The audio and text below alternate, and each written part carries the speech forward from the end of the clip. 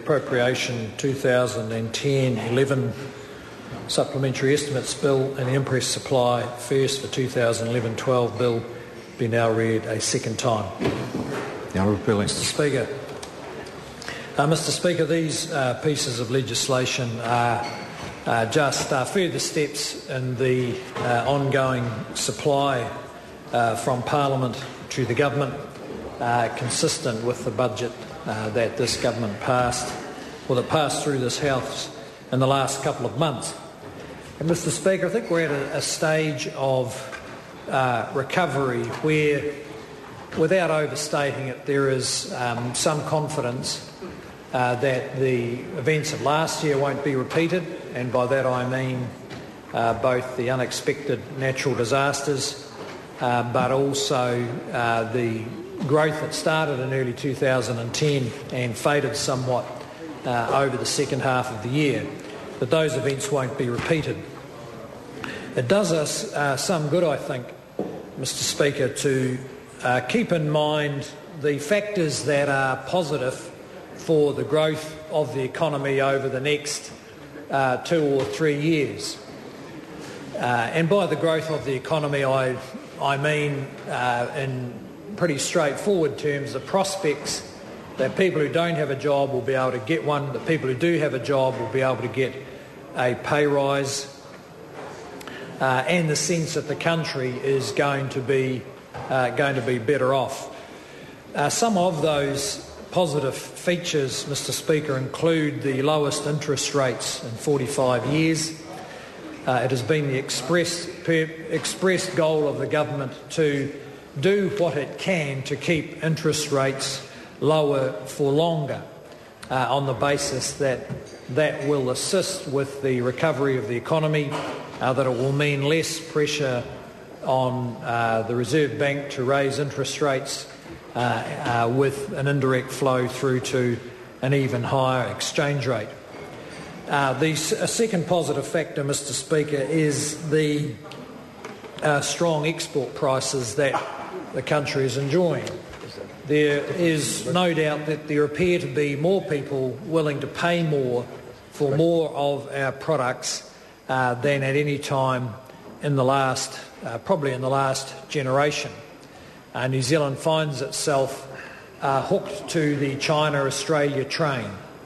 Australia being our biggest export market, and the growth of their economy has been driven significantly by demand for their iron ore and their coal, and a lot of that demand sourced from China, and then China moving to become our second biggest market independently of Australia and buying from us a different range of products than Australia does.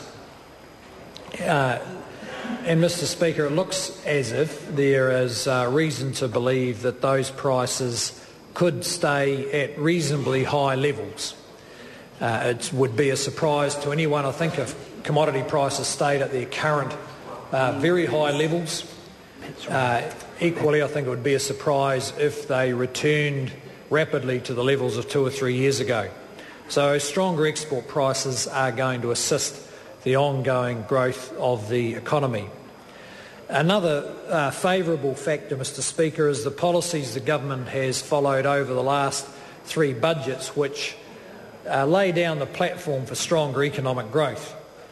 And I want to refer to 2 in particular because they're consistent with the single plan that the Government has followed across the last 3 budgets. The first is a high level of investment in infrastructure. Despite the global financial crisis and New Zealand's recession, this Government committed early to extensive investment in productive infrastructure, and it's held to those commitments because infrastructure investment is long-term. Its benefits are long-term.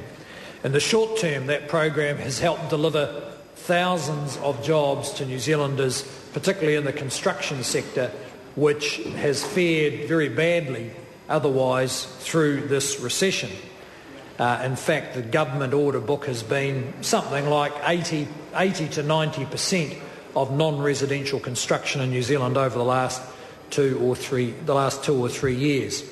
And that infrastructure investment continues now with the rollout of ultra-fast broadband, which will deliver in the next 2 or 3 years, to many businesses and households, and certainly all schools, broadband speeds equivalent to what currently applies in Singapore. And I must commend the effort made by officials and ministers in bringing together that particularly challenging commercial transaction. So, Mr. Speaker, the infrastructure investment program will continue.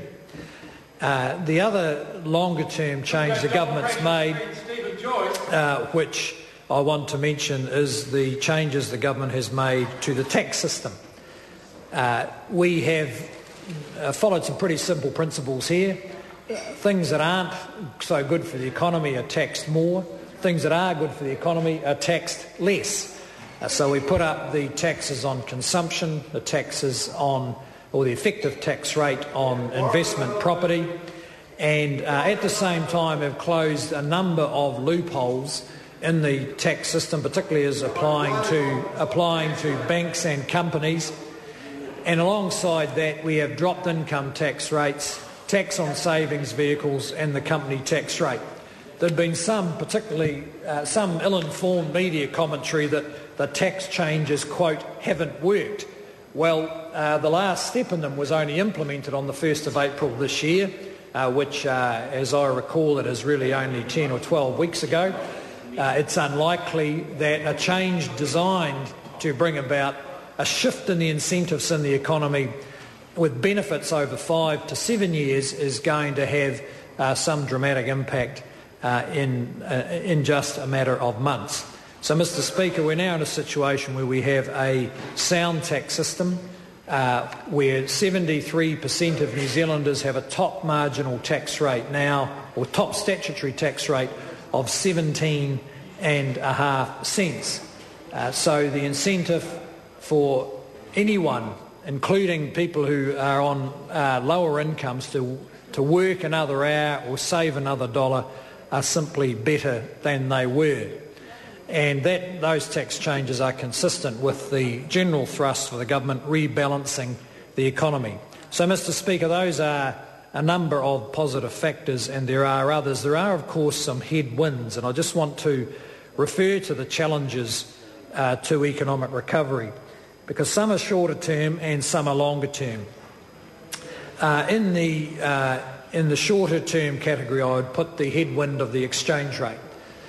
There's no doubt that has put pressure, particularly on our import substitution industries. Our commodity exporters have been compensated through the high prices for the high exchange rate, but our import substitution industries don't get that benefit, and they have been particularly affected by it. I think a second headwind, Mr. Speaker, is simply the business of reducing debt. The story of economies in the developed world for the next 10 to 15 years will be about reducing debt, which reached very high levels, including here in New Zealand.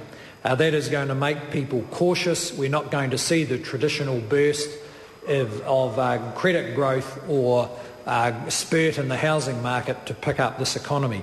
And related to that, Mr. Speaker, is going to be constrained growth of credit or constrained growth of lending.